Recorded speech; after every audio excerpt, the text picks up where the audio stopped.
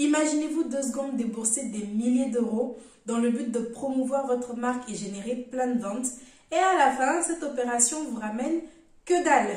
On entend de plus en plus des anecdotes de partenariats avec des influenceurs qui coûtent un bras mais ne ramènent aucun sou. Et pour cause, pour qu'une campagne d'influence soit réussie, il faut faire attention à plusieurs paramètres, notamment le profil de l'influenceur partenaire. Il ne suffit pas juste de se dire « Oh, tel a 3 millions d'abonnés, donc collaborer avec lui va forcément me rendre riche. » C'est pas aussi facile que ça. Sur quels critères se baser alors pour faire son choix? C'est ce qu'on va voir dans cette vidéo. Salut, c'est Josiane, je suis entrepreneur. J'ai créé Iwalewa, la marque de cosmétiques Made in Africa. Ici, je partage mon parcours afin de bâtir une communauté où nous pourrons évoluer tous ensemble en productivité, self-esteem et business. Vous avez l'air de bien apprécier cette petite série où je vous fais part des leçons que je tire de mon expérience en marketing d'influence pour ma marque Iwalewa. Donc, on continue aujourd'hui avec cette vidéo où je vous partage les critères sur lesquels je me base aujourd'hui pour choisir avec quel influenceur je voudrais travailler. Sans plus tarder, c'est parti pour la vidéo. Premier critère de sélection, quel est l'objectif de la collaboration? Évidemment, ce que vous espérez tirer de la collaboration, les résultats que vous envisagez vont déterminer le profil de l'influenceur avec qui vous allez travailler. Est-ce que l'objectif est que votre marque soit visible, qu'elle soit exposée à un grand nombre de personnes? Peut-être dans le cas où vous organisez un événement et vous voulez vraiment communiquer en masse pour attirer du monde. Est-ce que vous voulez asseoir une certaine position pour votre marque, la crédibiliser en collaborant avec un influenceur vraiment référent dans votre domaine? Ou est-ce que vous voulez plutôt engendrer plus de ventes pour vos produits? Dans ce cas-là, il y a souvent cette discussion. Est-ce que c'est mieux de passer avec un macro-influenceur qui va avoir plusieurs centaines de milliers d'abonnés ou alors avec par exemple un nano-influenceur qui va en avoir moins de 10 000?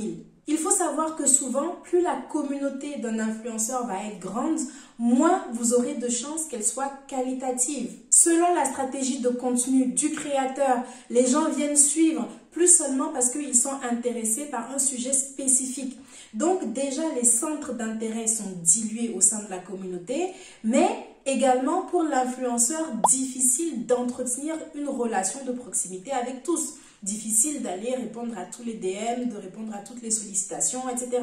Alors qu'un influenceur qui a une communauté plus réduite a encore ce lien, peut encore entretenir cette relation de proximité, de confiance avec ses abonnés, ce qui fait que son taux de conversion en vente va souvent être plus élevé. Plus on gagne en visibilité et plus le taux d'engagement et donc le taux de conversion potentiel va baisser. Mais attention à ne pas vous baser sur ce critère-là seul. Il faut bien prendre en compte ceux qu'on va également citer plus loin. Car vous allez voir que tout ça, ce n'est pas une science exacte. Dans certains cas, la proportion de personnes réellement intéressées par ce que vous vendez au sein de la communauté d'un nano ou d'un micro-influenceur va être si petite que même s'ils ont des taux de conversion très élevés, ça ne génère pas du tout de vente. Donc, vous avez peut-être payé moins cher cette collaboration où vous n'avez pas payé du tout, mais vous n'avez pas gagné non plus. A contrario, la communauté du macro-influenceur peut être si grande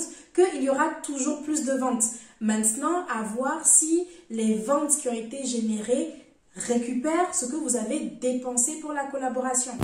Second critère de sélection de l'influenceur, la raison pour laquelle il est suivi. Ici, on va chercher à savoir quels sont les centres d'intérêt de l'audience en question, qu'est-ce que les gens cherchent à résoudre comme problème au sein de la communauté.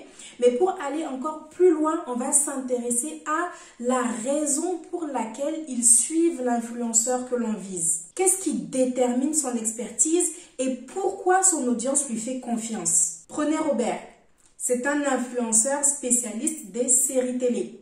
Mais vous, juste parce qu'il a des cheveux, vous lui dites « Vas-y Robert, parle de mon shampoing ». Ok, dans son audience, il y a des gens qui sont intéressés par ce sujet spécifique. Ils voient que Robert a des cheveux, ils se doutent bien qu'il utilise ce shampoing.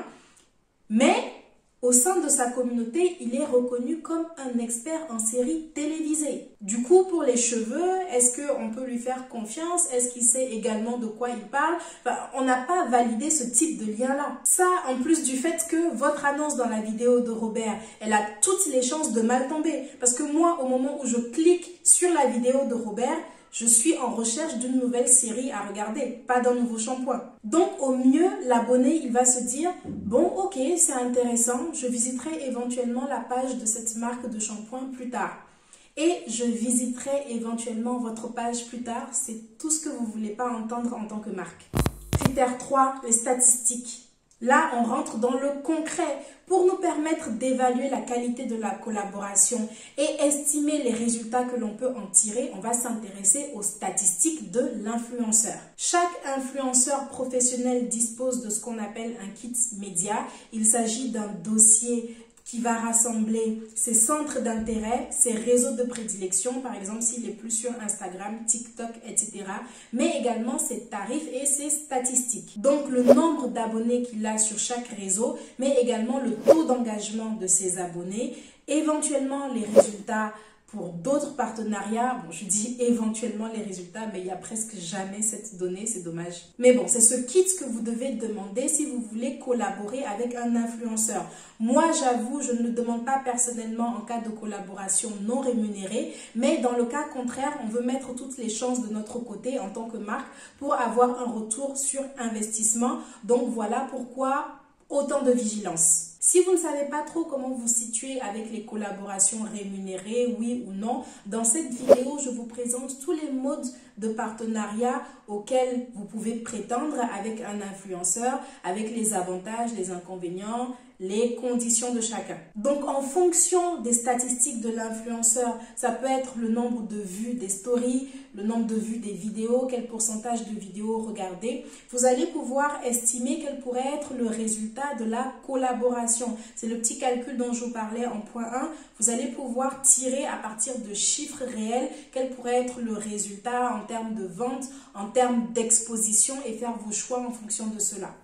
Critère 4, l'état d'esprit et le professionnalisme. L'état d'esprit réel des personnes avec qui je collabore est très important pour moi. Il peut arriver que certains influenceurs se positionnent comme ceux qui imposent les conditions et réclament des faveurs qui pourraient leur être accordées par une marque de type L'Oréal ou autre. Moi, étant Iwalewa, j'ai besoin que mes collaborateurs puissent entendre et comprendre mes besoins et mes limites afin justement d'être dans cet état d'esprit de collaboration, de discussion. Et vous aussi, si vous débutez dans votre aventure, je pense qu'il sera toujours plus intéressant de collaborer avec un influenceur qui va savoir entendre vos objectifs et même vous conseiller, vous accompagner sur la marche à suivre. Est-ce que c'est plus une vidéo qui va marcher selon lui? Est-ce que c'est plus une story, etc., etc.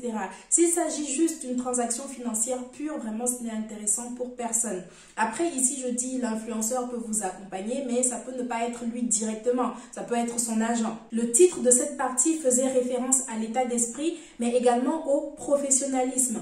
Est-ce que cette personne semble bien s'exprimer, semble bien se comporter? Qu'est-ce qu'elle propose dans son contenu? Et est-ce que ça colle avec l'image que vous voudriez donner de votre marque? On peut aussi noter le professionnalisme dans l'échange qu'on a avec l'influenceur en question. Ce qui arrive plus avec des nano-influenceurs qui démarrent, qui ne savent pas trop, c'est qu'ils vont se dire carré, mais derrière n'auront pas de média kit, ne seront pas au clair sur leurs tarifs, ou pire encore, ne seront pas déclarés, donc ne pourront pas percevoir de rémunération légalement. Et ce point en particulier, il faut bien le valider bien assez tôt parce que si la collaboration est déjà passée, la réalité de votre situation, c'est que vous aurez fait une transaction au black.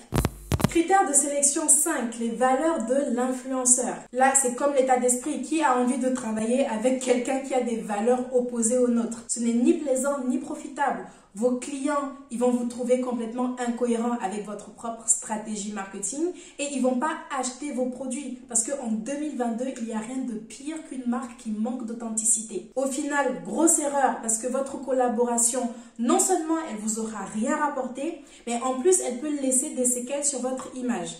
Il y a d'autres erreurs comme ça que vous devez surtout éviter en marketing d'influence si vous voulez rentabiliser vos collaborations.